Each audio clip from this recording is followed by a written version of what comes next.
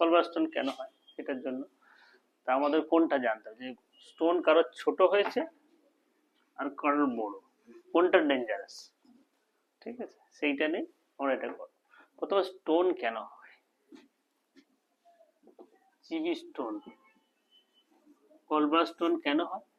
কারণ আমাদের গলব্লাডারে যে হেপাটোসাইট সেল থাকে তার থেকে কতগুলো সিক্রেশন হয়, তার মধ্যে যেমন হচ্ছে বাইল সল্ট,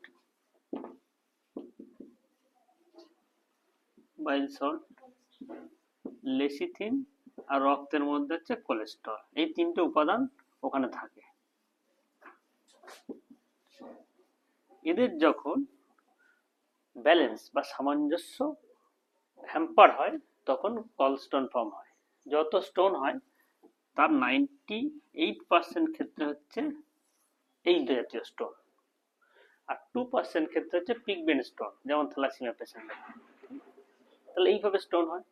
স্টোন যদি কারোর হয়, স্টোনে অপারেশন, গলস্টোন খুব ডেঞ্জারাস, যদি অপারেশন না করা হয়।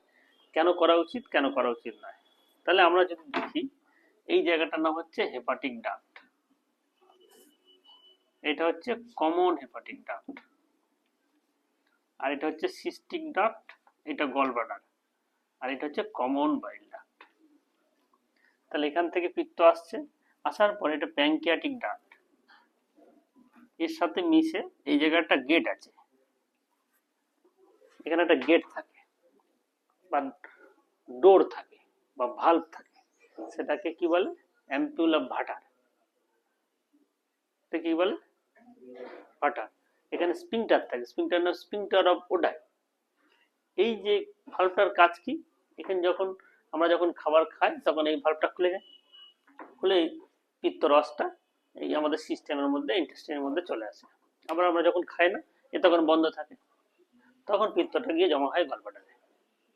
এই গলব্লাডারের পিত্ত আর এর পিত্তর পার্থক্য খুব নেই, শুধু এটা কনসেন্ট্রেটেড, এটা হচ্ছে কনসেন্ট্রেশনটা কম। এই স্টোন হওয়ার পরে যদি ওটি না করা হয় তাহলে কি হতে পারে, ধরো এই স্টোন এখান দিয়ে এলো, আসার পরে এখানে এলো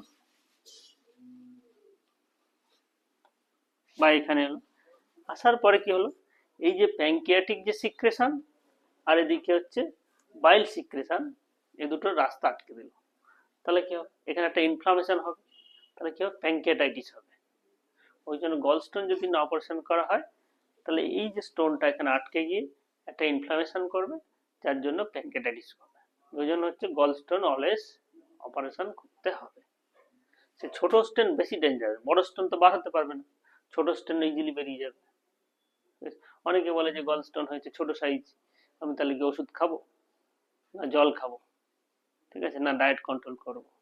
তাহলে স্টোন মানে ডেঞ্জারাস, গলস্টোন অলওয়েজ অপারেবল, ওটি করতে হবে, না হলে প্যানক্রিয়াটাইটিস হবে। প্যানক্রিয়াটাইটিস হওয়া মানে পেশেন্টের কি হবে, অ্যামাইলেজ লাইপেজ বেড়ে যাবে, এখানে এসজিওটি এসজিপিটি বেড়ে যাবে, জন্ডিস হবে, পেশেন্টের খারাপ স্টেজের দিকে চলে যাবে।